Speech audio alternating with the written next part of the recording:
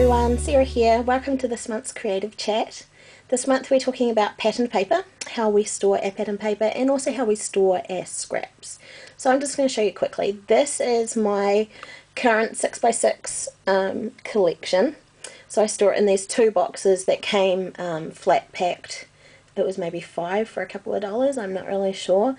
So they're pretty cheap, but they keep all my paper in sight, and what I like is that I'm able to just flip through the pads and sort of remind myself of the patterns and things like that.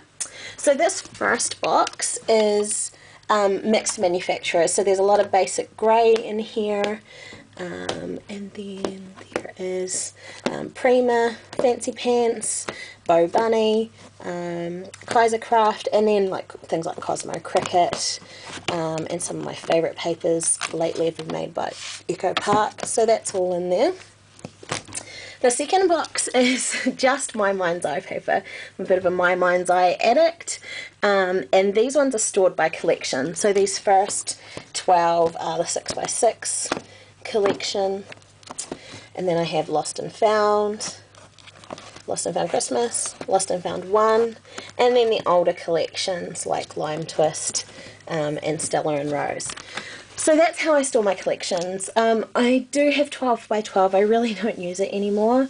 I basically only use the 6x6, so I like to have it here at my fingertips. I'm able to flick through, see what I want to use really easily. Now, as far as scraps go, I do have another one of these boxes, and it is full of scraps that are not organised any further than that.